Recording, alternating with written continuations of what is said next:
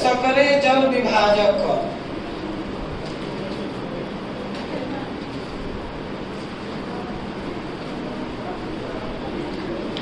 सकरे जल विभाजक हो गया।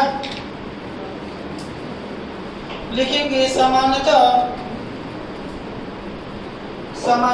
युवा अवस्था में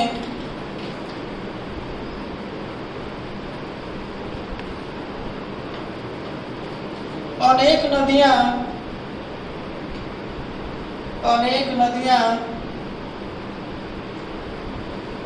पर्वतीय भागों के ढालों से नीचे की ओर उतरती हैं।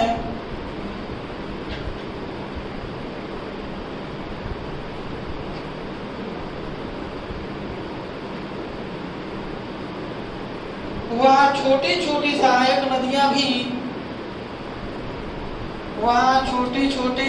नदियां भी घाटी का निर्माण करती हैं।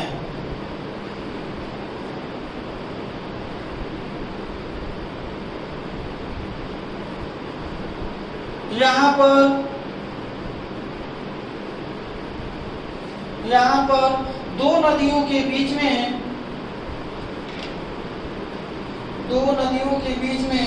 जल विभाजक के पास हो जाने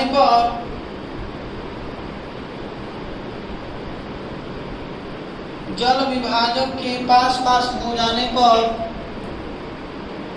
वह सकरे या तंग हो जाते हैं।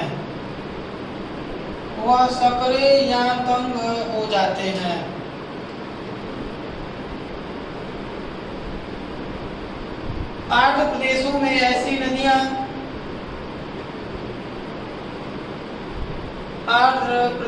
ऐसी नदियां बार बार बीच में पड़ोसी नदियों की घाटी को काटती रहती हैं।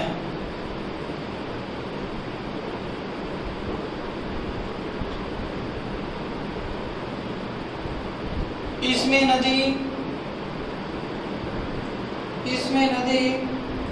अपहरण की दशा का विकास तीव्र गति से होता है।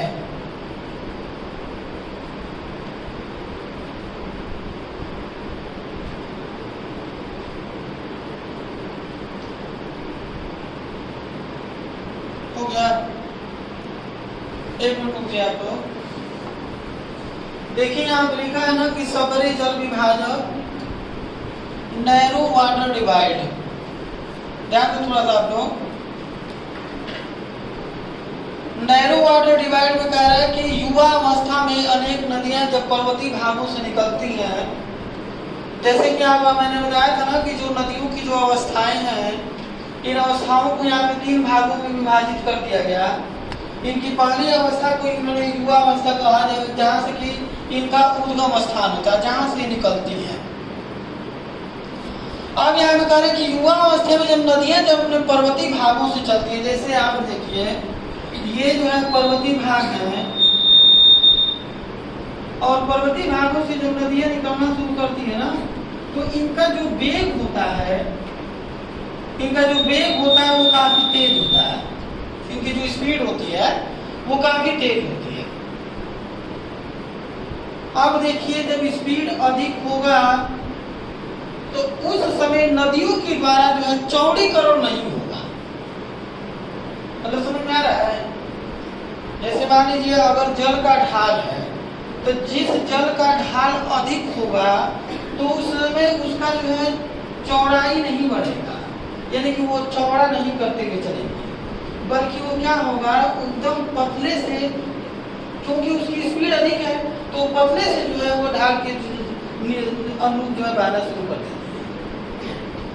तो उस समय क्या होता है कि जो उसके जो किनारे वाले जो क्षेत्र होते हैं, चौड़ीकरण का मतलब ये समझ लीजिए कि जो उसके किनारे वाले जो क्षेत्र है, जो किनारा वाला जो क्षेत्र होता है उसमें किसी प्रकार की वृद्धि नहीं हो पाती है। मेरी बात समझ में आ रहा है? जैसे आप कोई, जैसे मान लीजिए आप पानी लेते हो, जल लिए, और जल को जो है आप किसी ऊंचाई वाले स्थान पे जब उसको नीचे गिराते हो, जैसे सपोज दैट आप पानी यहाँ पे लिए और पानी को जो है आप यहाँ पर जो गिराना शुरू कर दे, ढाल बहुत तीव्र है। युवावस्था का मतलब कि फर्स्ट स्टेज इसका है, अगर ढाल उसका जो है बहुत तीव्र है तो जल को जो आप गिराएंगे तो उस तेजी के साथ वो नीचे की तरफ चलेगा। जितना ही ढाल अधिक है उतना ही वह जो है जल तेजी के साथ नीचे उतरेगा। तो उस समय जो उसके जो किनारे होते हैं, किनारे का मतलब कि दोनों तरफ जो नदियों के जो किनारे होते हैं, वो किनारों का जो है उस समय विकास नहीं होता है, बल्कि किसका विकास हो जाएगा? उसके तली का उसके विकास होगा, क्योंकि उस समय जो काट छाट की जो प्रक्रिया है वो ज्यादा हो जाएगी, क्योंकि जितना ही वेग अधिक होगा उतना ही वो काटने की प्रक्रिया को अधिक करना शुरू कर देती है। अब देखिए ये इसका फर्स्ट स्टेज है। अब यहाँ भी कह रहा है कि इसका ढाल के अनुरूप, यानी कि जिधर का ढाल है वहां से छोटी छोटी सहायक नदियां घाटियों का निर्माण करना शुरू कर देती है। अब जब ये ढाल की तरफ चलती है ना, तो जो छोटी छोटी नदियां होती है, जैसे मान लीजिए एक नदी आपकी इधर से आ रही है, दूसरी नदी इधर से आ रही है, तीसरी यहाँ से यहाँ पे चली जा रही है, तो इससे क्या होता है कि जब ये ढाल के अनुरूप बहती हैं तो ये जो है क्या करती है, उस समय जो है घाटी का निर्माण करती है। इस समय जो है घाटियों का ये निर्माण करती है। अब जब घाटियों का निर्माण करती है तो उस समय क्या होता है कि जो उनके जो बीच में जो बहने वाला जो रास्ता होता है वो बिल्कुल सकरा हो जाता है। सकरा मतलब नैरो, नैरो को मतलब पतला। तो उस समय जो उसकी जो कंडीशन होती है ना वो बिल्कुल पतली हो जाती है। तो यही कह रहा है कि जब उस समय इस प्रकार की व्यवस्थाएं जब नदियों के द्वारा की जाती है तो उस समय वह जो है सकरा जल विभाजक उसको कहते हैं। अर्थात सकरे का मतलब नैरो हो गया और जल का मतलब वाटर आप लोग जानते ही हो। अब विभाजक का मतलब हो गया यहाँ पे डिवाइड, डिवाइड का मतलब यहाँ की बांट दिया, यानी कि जो जल के जो बहाव था उसी के जल के बहाव को उसने क्या कर दिया, बांट दिया है। मेरी बात समझ में आ रही है आपको ना? अब अगला नंबर लिखेंगे जल प्रपात, लिखेंगे जल प्रपात।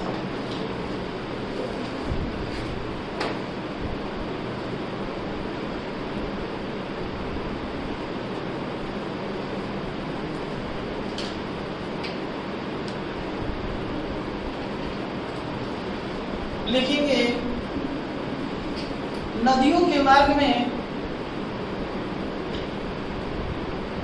नदियों के मार्ग में कोमल शैलों के, कोमल शैलों के अपवर्तन तथा कठोर शैल के अवरोध के कारण, कठोर शैल के अवरोध के कारण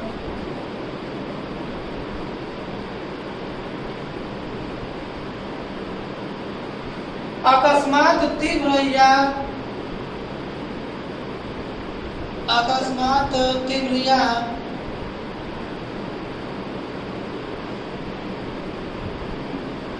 खड़ा ढाल उत्पन्न होने पर,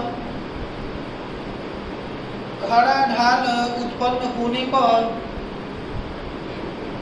जल ऊंचाई से तीव्र वेग में गिरने लगता है, तीव्र वेग में गिरने लगता है।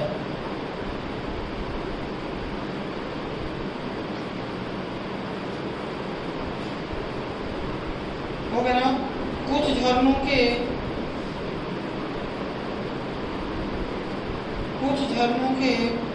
ऊंचाई कुछ मीटर तक होती है तथा कुछ झरनों की ऊंचाई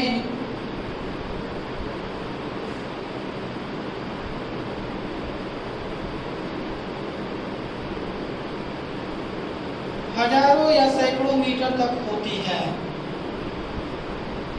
हजारों या सैकड़ों मीटर तक होती है।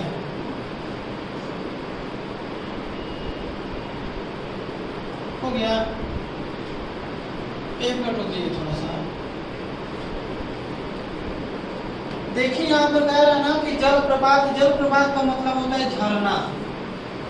और यहाँ पे देखिए छिपरिका यहाँ पे दिया हुआ है, वाटरफॉल एंड रैपिड्स होता है।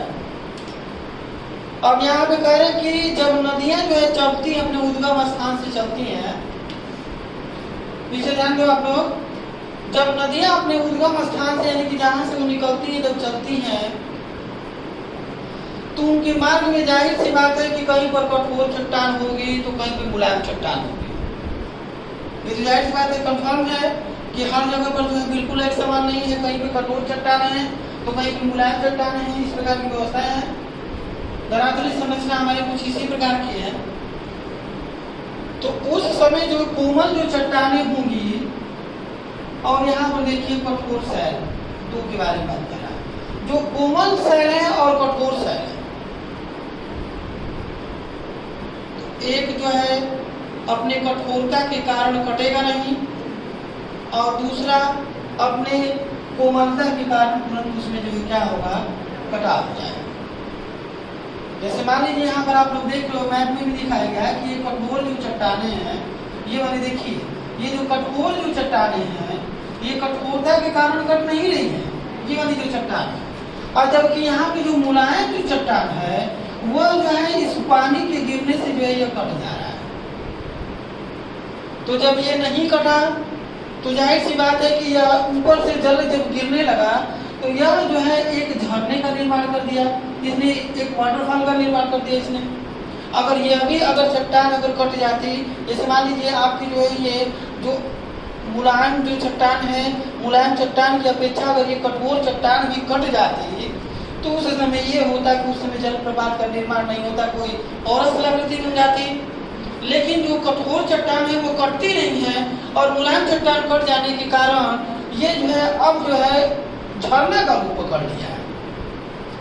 अब यहाँ देखिए लिखा गया है कि कोमल शैल के अपवर्तन तथा कठोर शैल का अवरोध, यानी कि कठोर शैल जो है जल के अवरोध का काम करती है, और जबकि जो कोमल शैल है वो अवरोध नहीं कर पाती, तुरंत कट जाती है। ये बात समझ में आ रही है ना। जैसे मान लीजिए कोई कठोर और मुलायम चट्टानों की बात इसलिए हो रही है कि जो कठोर चट्टान होती है वह कटती नहीं है, जो मुलायम चट्टान होती है वो जल्दी से कट जाती है। तो अब इस कटने के कारण जो है अब यहाँ पर जो नहीं कटती है, अब यह न कटने के कारण इसकी ऊंचाई बढ़ जाती है, और जबकि यह कट जाने के कारण यह क्या हो गया, नीचा हो गया। तो देखिए एक ऊपर हो गया और एक नीचे हो गया। तो इसलिए यहाँ पे जो स्थलाकृति जो बनी, जो नदियों के द्वारा जो स्थलाकृति का निर्माण हुआ है, यह निर्माण जो है एक झरने के रूप में हो गया, यानी कि एक वाटरफॉल के रूप में हो गया। अगला नंबर लिखेंगे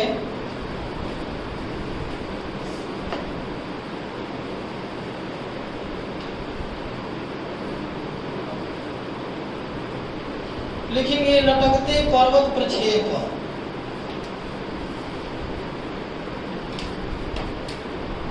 लटकते पर्वत प्रक्षेप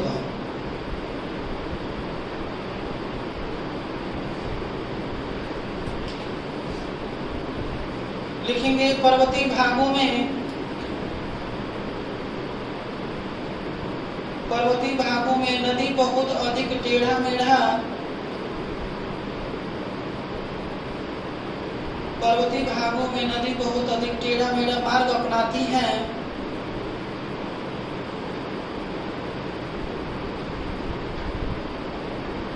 क्योंकि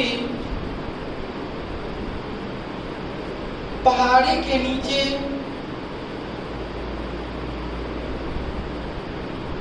तथा उसके निचले ढालों पर पर्वत प्रक्षेप का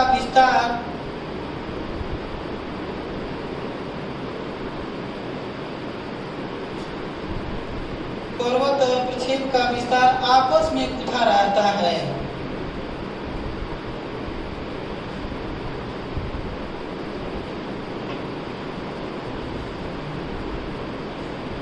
किसी कारण यदि हम नदी की घाटी में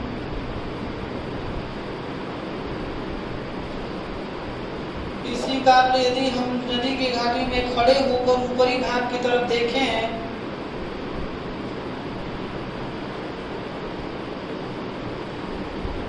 तो अस्पष्टतः ये आपस में गुथे हुए दिखाई दिखाई देते हैं।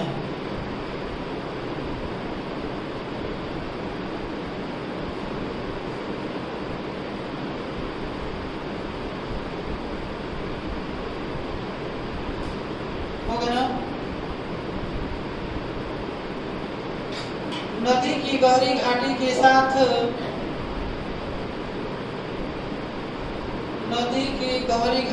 साथ ऐसे पर्वत मिलकर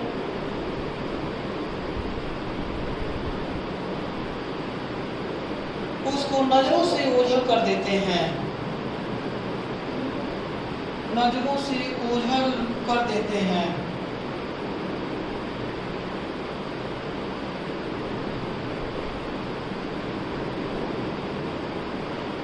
इसमें नदी के एक ओर उत्तल किनारा तथा दूसरी ओर अवतल किनारा बनता है।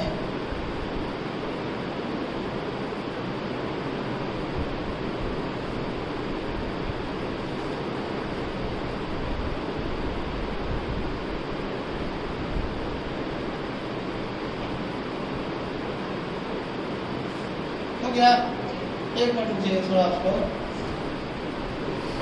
देखिए यहाँ पर अब क्या कह रहा है कि लटकते पर्वत प्रक्षेप, इसके बारे में हम लोग थोड़ा सा ध्यान देंगे।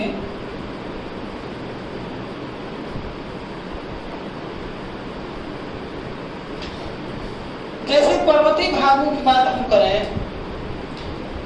ये देखिए आपके जो पर्वतीय भाग हैं,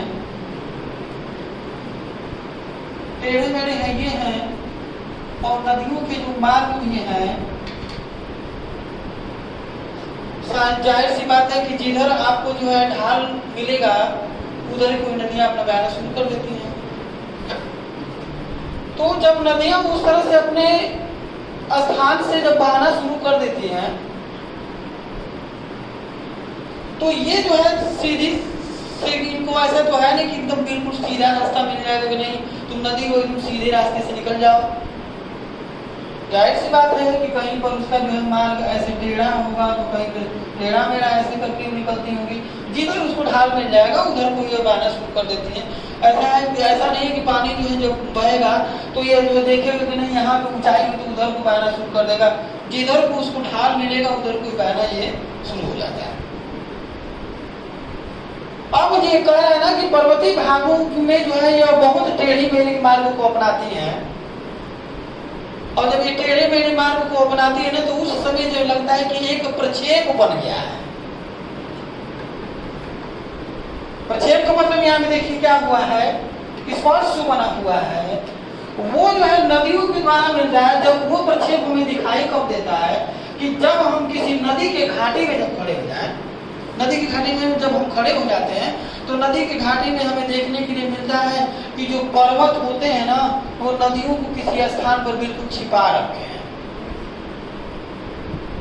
जैसे मान लीजिए यहाँ पे पर्वत है और यहाँ पे पर्वत दोनों तरफ है, उसी के बीच में जो है नदी अगर बह रही है तो हमें दिखाई नहीं देता, लग रहा है बिल्कुल पर्वत ही पर्वत है, दिखाई दे रहा है, बिल्कुल इसको लगता है कि एकदम छिपा लिया है।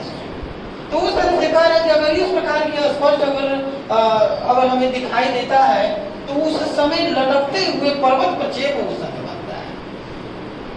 लेकिन यह दृश्य हमें दिखाई कब देता है, जब हम किसी घाटी में जब खड़े होकर और उसको हम देखेंगे तब। जब हम मान लीजिए किसी घाटी में खड़े हुए और घाटी में खड़े होकर जब हम उसके उद्गम स्थान को देखें, जहाँ से नदी निकली है वहां पर अगर हम इसको देखना शुरू कर देंगे, जैसे मान लीजिए सपोज दैट हम लोग ऊपर यहाँ पे पढ़ रहे हैं, ऊपर यहाँ पे पढ़ रहे हैं, अगर हम नीचे की तरफ देखें तो जो भी उसका जो नीचे जो है वो बिल्कुल हमें स्पष्ट रूप से दिखाई दे रहा है। लेकिन अगर हम नीचे ही हैं और अगर हम नीचे की सारी चीजों को डिक्लेयर देखना चाहें तो डिक्लेयर होगा। लेकिन अगर किसी ऐसे स्थान से अगर उस जैसे नदी का जो घाटी है अगर वहां से खड़ा होकर अगर हम देखें तो बिल्कुल यह दृश्य हमें बिल्कुल स्पष्ट रूप से दिखाई देगा। तो उस समय कह रहा है ना कि ये जो आकृति जो बनती है वो उस समय का जो होता है वो लटकते हुए पर्वत प्रक्षेप का बिल्कुल बनता है। आइए समझ अगला हम देखेंगे झीलें।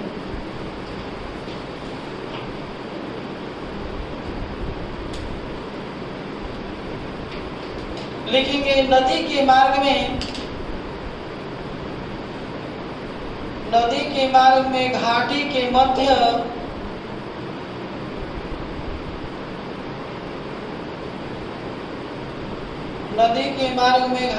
मध्य कई स्थानों पर गड्ढे पाए जाते हैं।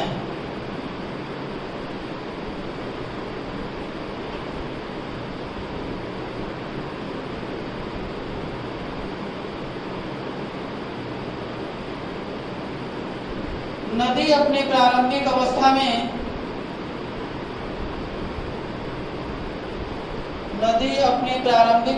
में ऐसे गड्ढों में एक ओर से गिरकर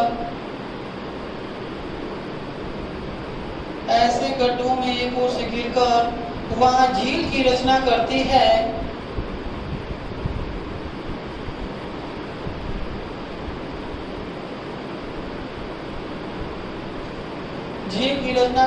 और दूसरी ओर से बाहर निकलती हैं।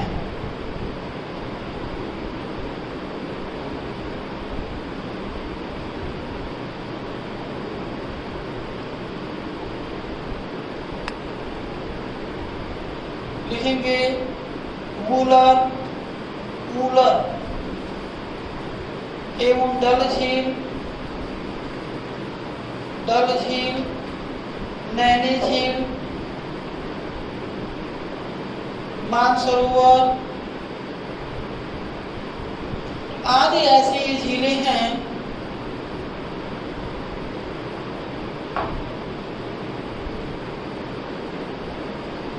जो धीरे धीरे अवसादों से भरते जाने से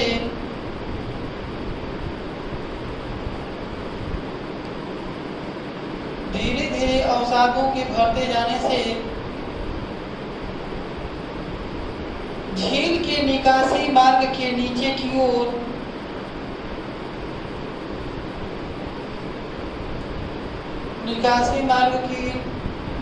ओर कटाव होते रहने से समाप्त होने लगती हैं।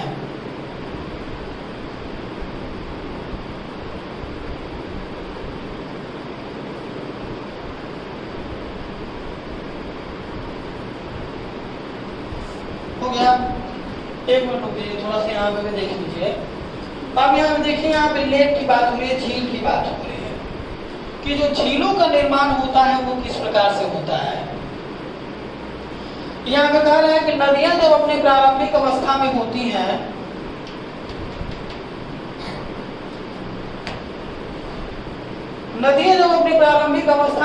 तो उस समय क्या करती हैं कि गड्ढों का निर्माण करती हैं। गड्ढों का निर्माण को मतलब देखिए, जब जल गिरा तो उसके द्वारा जो है कटाव की क्रिया हुई। जितनी ऊंचाई से वो गिर रहा है उतनी ही जो है यहाँ पर कटाव की क्रिया जो है शुरू हो रही है। और जब कटाव की क्रिया शुरू हो रही है तो कटाव होने के यहाँ पर जो है बिल्कुल जो है एक गड्ढा यानी कि यहाँ पे गड्ढों का निर्माण हो रहा है और उसी को क्या करते हैं। लेकिन एक चीज और कह रहा है यहाँ पर कि धीरे धीरे इसमें क्या होता है कि अवसाद इसमें जमा भी होते रहते हैं। अवसाद जमा होने का मतलब कि जब नदियां अपने द्वारा जो है जो क्षरण किए हुए पदार्थों के यानी कि जो जिन पदार्थों को काटती है और उन पदार्थों को काटते हुए जब अपने साथ परिवहन की क्रिया के साथ साथ यानी कि जब वो परिवहन की क्रिया जब संचालित करना शुरू करती है ना तो अपने साथ लाए हुए अवसादों को छोड़ती भी रहती है। ऐसा तो है नहीं कि जितने भी अवसाद अपने साथ ला रही है वे सभी अवसाद जो है हटते ही चले जाएंगे। कुछ उसमें से भारी अवसाद भी होते हैं जो कि धीरे धीरे क्या होते रहते हैं, जमा होते रहते हैं। मेरी बात समझ में नहीं आ रही है? जैसे मान लीजिए कुछ अवसाद भी ऐसे हैं, अगर जो नदी अपने मार्ग में कटाव की क्रिया को कर रही है, समझा थोड़ा सा, नदी के द्वारा जो कटाव की क्रिया जो संचालित हो रही है तो इस जाहिर सी बात है कि जितने भी कटाव के जो पदार्थ हैं, जैसे मान लीजिए आपने यहाँ पर देखा था कि संधि घर्षण होता है, घर्षण होता है, ये जो क्रिया होती है तो इसके साथ जो पदार्थ जो मलबों को बहा के लेके चलती है तो उन्हें जो है सभी पदार्थों को लेकर चली नहीं जाती है, बल्कि कुछ उसमें भारी पदार्थ भी होते हैं जिनको कि वह जो है उसका जल का जो वेग होता है उसे बहाने में असमर्थ होता है। तो जब बहाने में असमर्थ होता है तो क्या करता है कि धीरे धीरे जो है वो क्या करता है कि यह धीरे धीरे अवसाद जो है उसमें जमा होने लगते हैं। किसमें? ये जो गड्ढे पाए जा रहे हैं, जो गड्ढे पाए जा रहे हैं ना, इनमें जो है इन अवसादों को भी इस गड्ढे में जमा कर रहा है। और जमा करने के बाद जो है क्या होता है कि जो झील के निकासी जो मार्ग होते हैं वो नीचे की ओर खिसकते हैं। अर्थात जैसे जैसे अवसाद इसमें जमा करेंगे, जमा होता चलेगा, तो जाहिर सी बात है कि इसमें जैसे जैसे जल का जो स्तर ऊपर होता जाएगा तो अपने निकलने के लिए जगह खोजेगा कि नहीं खोजेगा। तो जब अपने लिए निकलने के लिए जगह खोजना शुरू कर देता है तो वह नीचे की तरफ उतरता है। वह नीचे नहीं उतरेगा, ऊपर चढ़ के जाएगा, नीचे उतरना शुरू कर देता है। और जब नीचे उतरना शुरू कर देता है तो वहीं पे जो ये झीलें धीरे धीरे अपने अस्तित्व को भी खोना शुरू कर देती हैं। धीरे धीरे जो ये झीलें जो होती हैं बिल्कुल अपने अस्तित्व को भी खोना शुरू कर देती हैं। लिखेंगे नदी वेदिकाएं एवं सोपान। नदी वेदिकाएं एवं सोपान।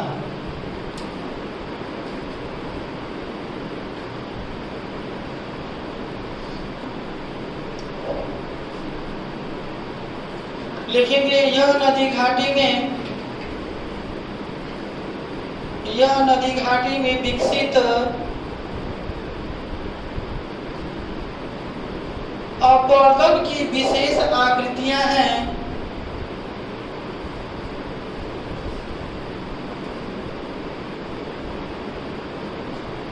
जब नदी प्रौढ़ा अवस्था पार कर लेती है, जब नदी प्रौढ़ा अवस्था पार कर लेती है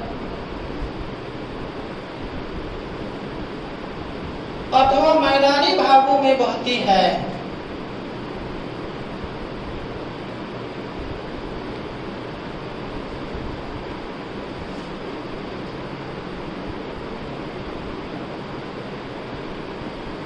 तब यदि नदी घाटी पुनर्विकिरण की दशा प्राप्त कर लेती है, पुनर्विकिरण की दशा प्राप्त कर लेती है,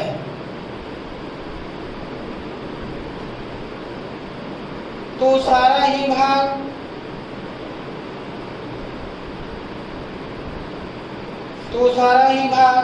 ऊपर उठ जाता है।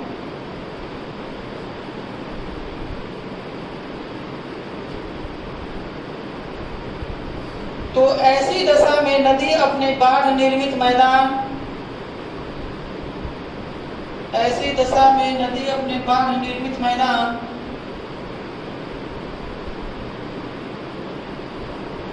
अथवा समतल भाग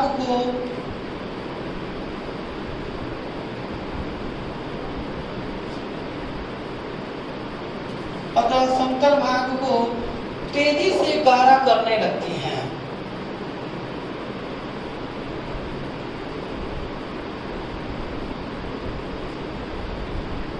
इससे मैदान में सीढ़ी नुमा कटाव हो जाता है।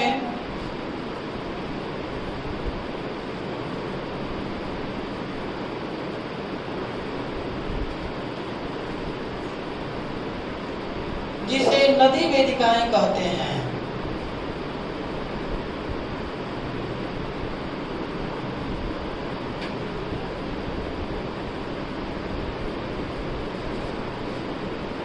होगा ना?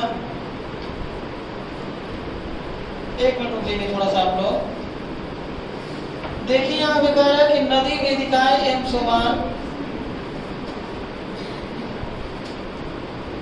देखिए कह रहा है कि नदी वेदिकाएं एवं सोपान, रिवर टेरेसेस, सीढ़ी उसका मतलब होता है, यानी कि नदियों के द्वारा जो है सीढ़ी नुमा आकृति को बनाना। कब बना देती हैं? युवा अवस्था, उसके उसके बाद प्रौढ़ावस्था और उसके बाद वृद्धावस्था। युवावस्था में तो आप लोग देख रहे हो कि इसमें जल का वेग जो है काफी अधिक होता है, जबकि प्रौढ़ावस्था में क्या होता है कि उस समय जो है मैदानी भागों में पहुंचती है और मैदानी भागों में पहुंचने के बाद जो है पुनर्विकिरण की दशा प्राप्त कर लेती है। पुनर्विकिरण यानी कि पुनः फैलने की दशा जो प्राप्त करती है।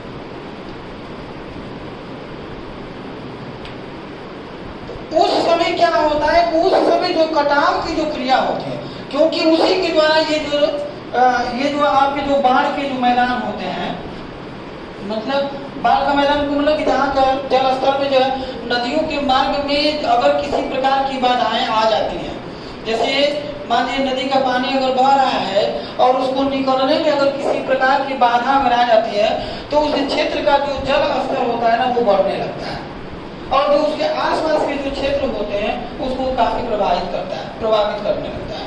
अब दूसरी चीज और जान लो यहाँ पर कि ऐसी स्थिति तो होती ही होती है। दूसरी बात ये भी है कि जो बाढ़ वाले जो क्षेत्र होते हैं उन क्षेत्रों में जो नदियां अपने द्वारा जो भी अवसादों को लाती हैं, जिन अवसादों को नदियां अपने साथ बहा कर लाती हैं तो उन क्षेत्रों को जो है अपने लाए गए अवसादों को छोड़ना भी शुरू करती है।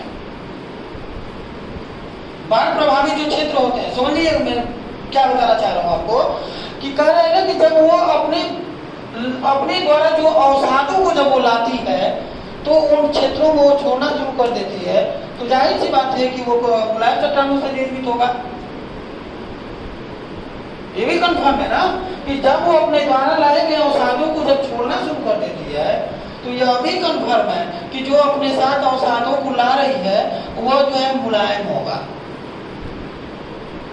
तो पुनर्विकिरण की दशा में वो मुलायम चट्टानों को काटना शुरू कर देती है। पुनर्विकिरण की जब प्रक्रिया शुरू हो जाती है तो उस समय क्या करती है कि अपने ही लाए गए उन जो क्षेत्रों में जो लाकर वो मिट्टियों को या जिन पदार्थों को रखती है वो पुनः जो है उनको फिर से काटना शुरू कर देती है। आगे समझ में? तो जब काटती है ना तो उसको किस प्रकार की आकृति दे देती है कि अगर कठोर और मुलायम चट्टानें अगर दो प्रकार की अगर चट्टानों से यहाँ पे मुलाकात हो रही है तो एक को काटती है और दूसरे को छोड़ती है।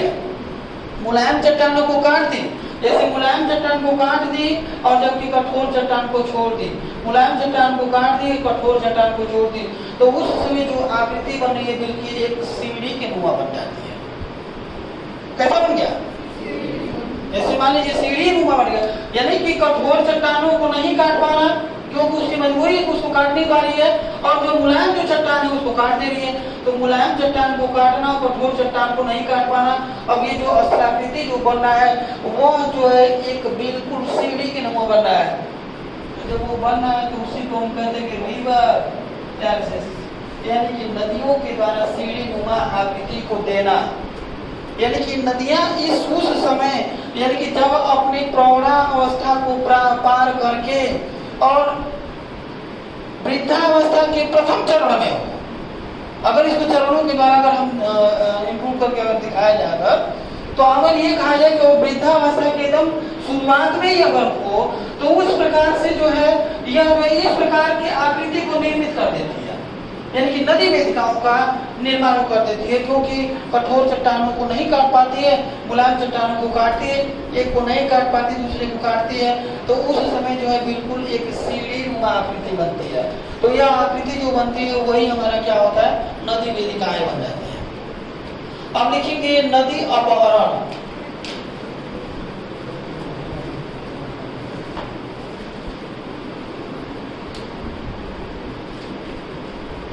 लिखेंगे नदी अपहरण की दशा,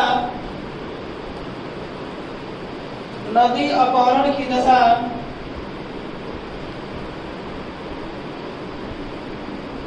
निरंतर शीर्षवर्ती कटाव की दशा, निरंतर शीर्षवर्ती कटाव की क्रिया बढ़ते रहने पर विकसित होती है।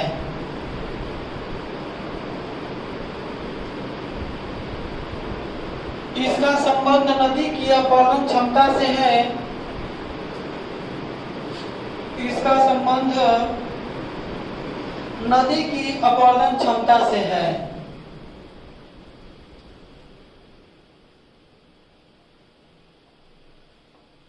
जब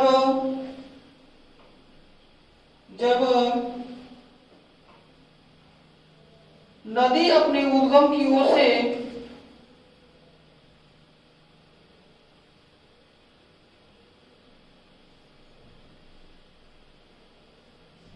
अपरदन की क्रिया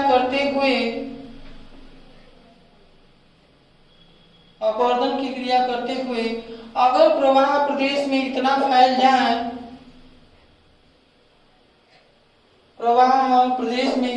जाए, कि छोटी छोटी नदियों के उद्गम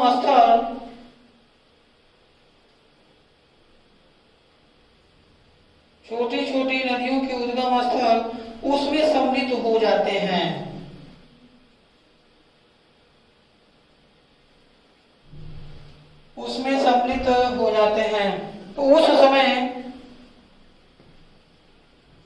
तो उस समय इन छोटी नदियों का जल